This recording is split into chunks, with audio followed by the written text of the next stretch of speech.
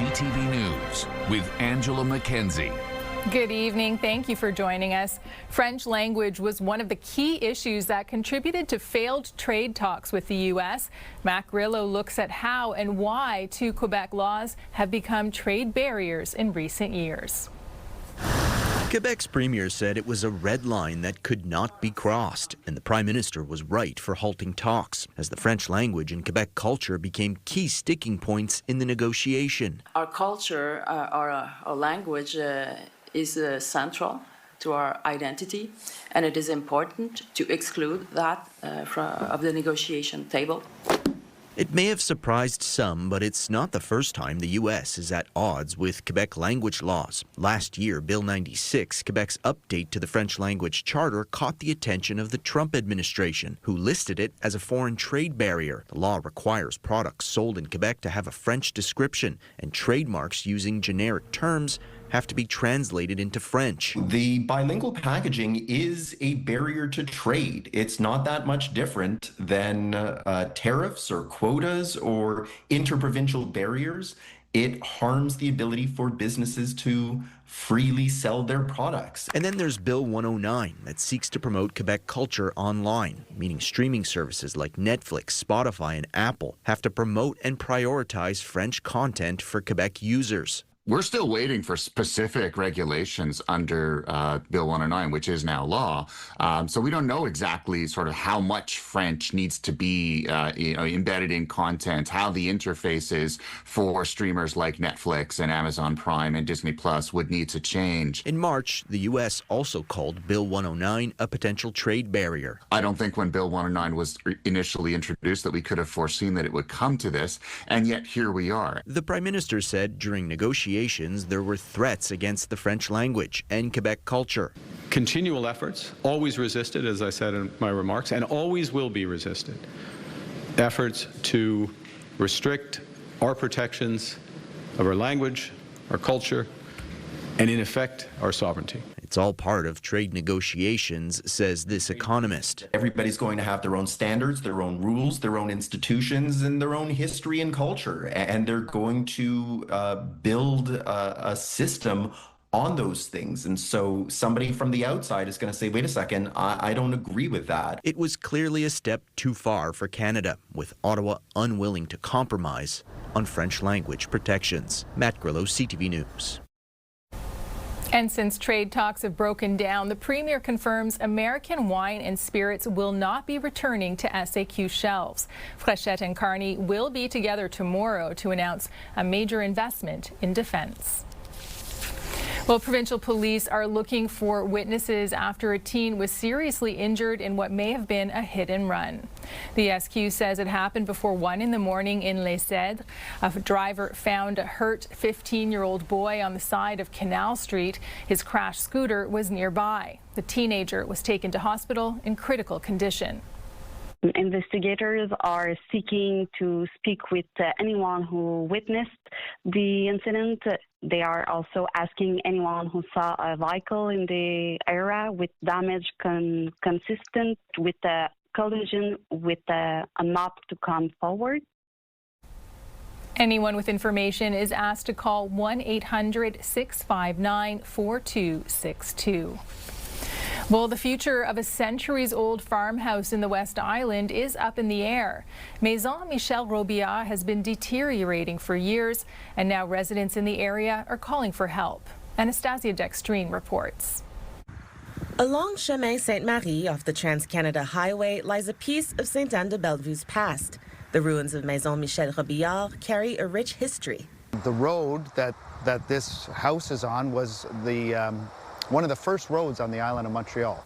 City Councillor Ryan Young says the Robillard family acquired the agricultural area on which the structure sits in the early 1700s. The farmhouse itself dates back to 1797. It was in their family, the Robillard family, for just about 5 generations. It was a dairy farm. There was a huge, beautiful dairy barn beside the house. And so many people in Sainte-Anne-de-Bellevue still remember that farm, knew the people who lived there. I had a high school friend who used to rent one of the little outbuildings. The house burned in a fire in 2012, but the bones remain. It was made a heritage site in 2014, and Young says he's been pushing to restore it despite demolition talks for years. The building is owned by Sainte-Anne-de-Bellevue, and the land surrounding it is owned by a developer. We do have an agreement with Montreal where Montreal would purchase land around the building to access the park, and we would be responsible for some sort of welcoming chalet.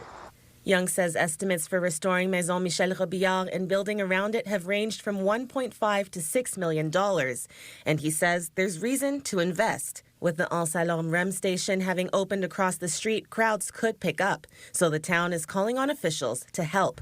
In a statement to CTV News, Sainte-Anne-de-Bellevue Mayor Michel Boudreau said the intention is not to demolish the structure of the house until an alternative project has been developed. He says the council wants to work toward a consensual project. We need the help from the province. We need help from the agglomeration of Montreal. And I think we need help from the federal government. And where are these politicians when we're looking at the last chance to save this building? As Young continues to fight, he hopes to see a plan on paper that leads to progress on the ground. Anastasia Dextrine, CTV News.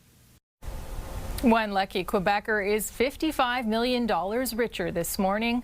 The grand prize jackpot in last night's Lotto Max was won by a ticket purchased in Quebec.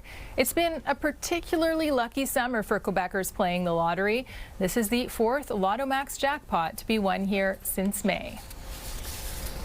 Well, bike thieves in Montreal appear to be targeting more expensive bikes, including cargo bikes that are often difficult to secure. Here's Daniel Rowe. The garage door was locked, security cameras were rolling, and Kim Bruno's cargo bike was firmly secured to a steel bike rack. He waited for a car to come out, and then he snuck in with his tools. He roamed around all the parkings to find, I guess, the best bicycle, which was mine.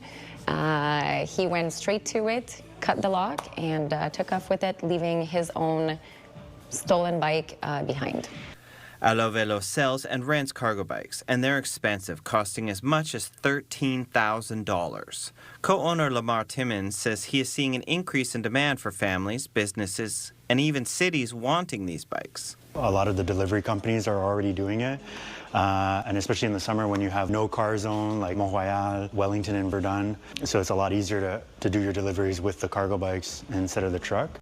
For the past 4 years, over 2,500 riders reported their bikes stolen to police. Good locks, cameras, and storing bikes in a closed parking garage can be a deterrent. But Bruno had all of these, yet her bike was still stolen. And as soon as we opened the garage door, she was like, "Mommy, where's our bike?" And just my heart sank in that minute because Ella she loves it so much, and it's really hard to explain to a 3-year-old that somebody would steal. It's not only our bikes, but it's the memory. Bruno filed a police report and shared her experience on social media.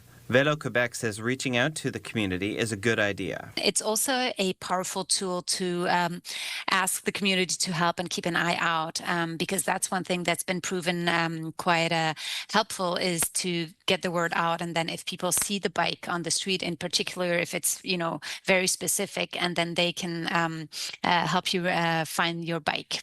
Magali Brebon points out that securing places for bikes needs to be a shared responsibility. Workplaces have been doing quite a good job at that. Developers need to develop that as well, and I think they're understanding that there's a market and a demand for secure parking. Bruno is holding out hope. She and her daughter will get their bike back. So I don't know what else to do, but I love seeing at least the community come together and people, wanting to help, because who else is going to do it? Or how am I going to do it? I don't know what to do. Hoping that sharing her story will help others. Daniel J. Rowe, CTV News. Drivers that take the Illetort Bridge overnight will have to find alternative routes this week. There are several overnight closures planned to allow Transport Quebec crews to carry out inspections. Tonight and tomorrow, the westbound 40 service road leading up to the bridge will be closed from 10:30 to 5:30 a.m. Then starting Monday night, the bridge itself will be closed in the eastbound direction from midnight until 5 a.m. The overnight closures will continue until Thursday night. Drivers are encouraged to take the Galipo Bridge instead. When we return, how families are balancing back-to-school spending amid economic uncertainty.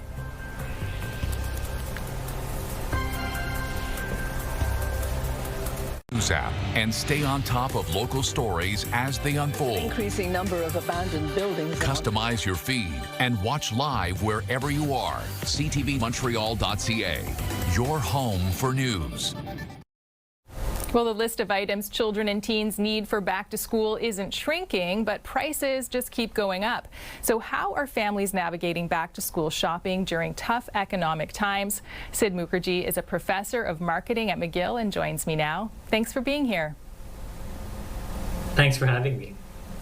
So what trends are you seeing around back to school shopping and how parents prioritize their spending? Yes, so we definitely see that parents are spending more money on clothing, shoes, and school supplies this year. Those are the big ticket necessities. And families are becoming much more deliberate about when and where they buy these items. One thing that's important to note, according to a survey from the Retail Council of Canada, about 91% of Canadian parents say that back to school has become more expensive. Shopping for back to school has become more expensive. And about 62% of Canadian parents have already started their back to school planning in the late spring and in the early summer. So we're seeing that parents are starting their planning to shop for back to school supplies much earlier than usual. And they're taking more than one trip, 2 or 3 trips to finish their back to school shopping.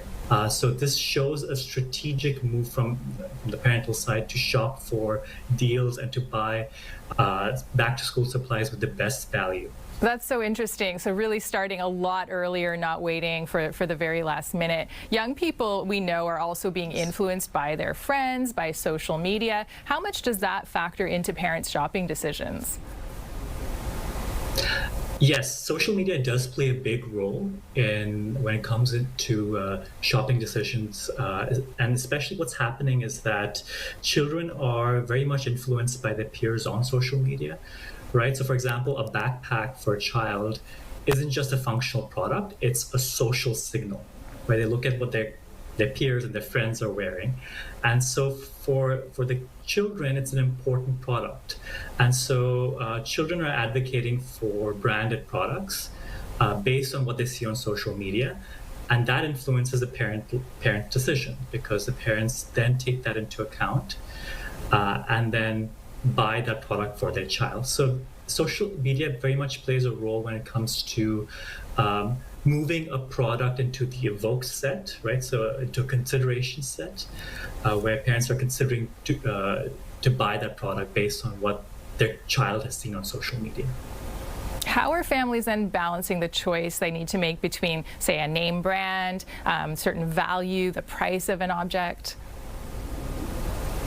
Canadian parents are very much price conscious. According to the survey by the Retail Council of Canada, about 85% of them say that parents often look for promotions and discounts when deciding where to shop. So it's very much about getting the best value. And so Canadian parents are looking at mostly brick and mortar stores, but they've also been looking at online deals because the idea is to get the best value, the best bang for your buck, essentially. All right, well, we'll have to leave it there. Sid Mukherjee, thank you so much for taking the time today. Yes, thank you.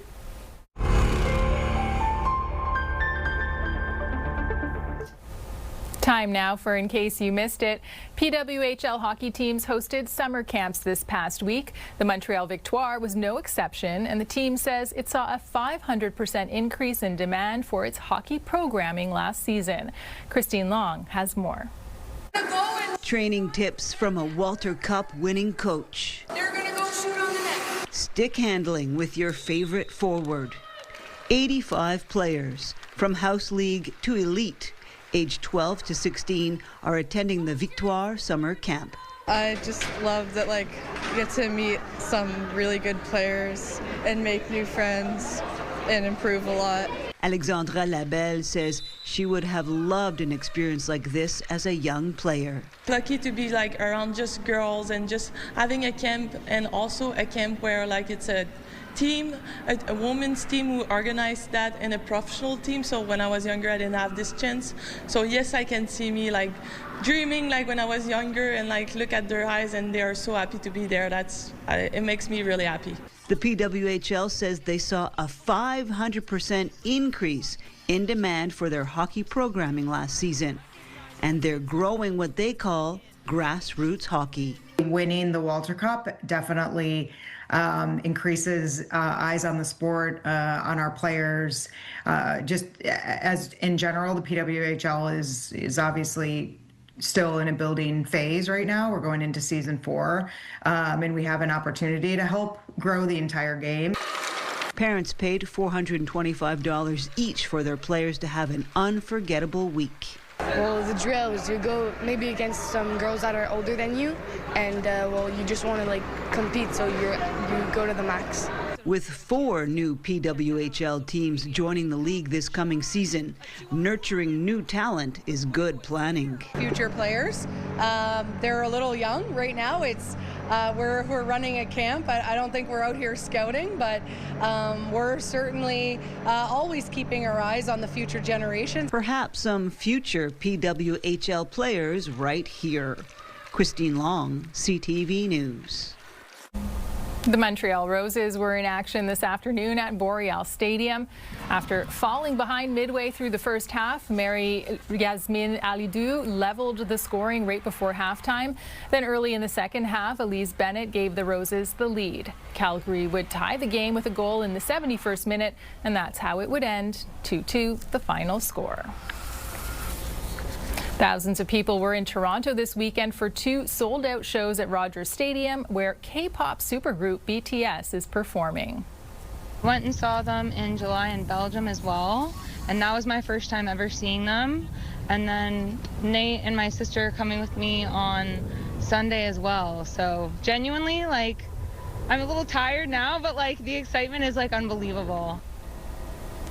The Saturday and Sunday shows are the only Canadian stops on their world tour. They haven't performed in Toronto since 2015, and the band has been on hiatus since 2022. There's also no shortage of fans trying to get their hands on some BTS merch. This was the scene hours before the shop opened. Still to come, robots compete against each other at lightning speed.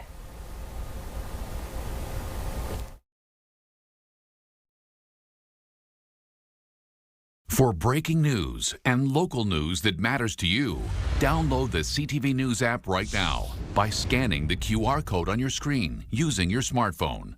Or you can also go to our website, ctvnewsmontreal.ca.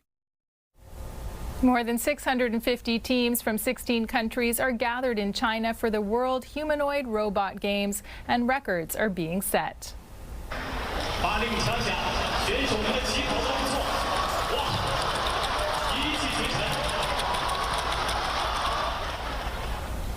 It's taken 17 years for anyone or anything to break Usain Bolt's 100-meter dash record until now. This robot ran the distance in 9.39 seconds yesterday. Other events include boxing. Check out these 2 robots duking it out. It comes complete with a victory dance after blue is declared the winner. The games are not without their accidents, though. One sprinting robot took out part of the light-up courtside display on his way down. And people in Vancouver were treated to a spectacular lightning show last night.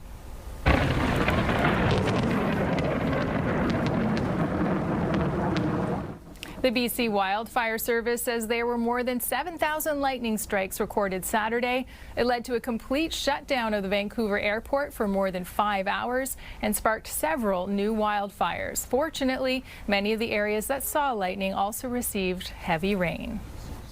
Weather brought to you by Gratian Scaff's second pair is a gift event including designer frames. A second pair free for a limited time. Let's take a look at the weather. It's currently 20 degrees in Montreal and partly cloudy, which should continue overnight. Tomorrow, mostly a mix of sun and cloud with a chance of rain mid-afternoon, a high of 21 degrees.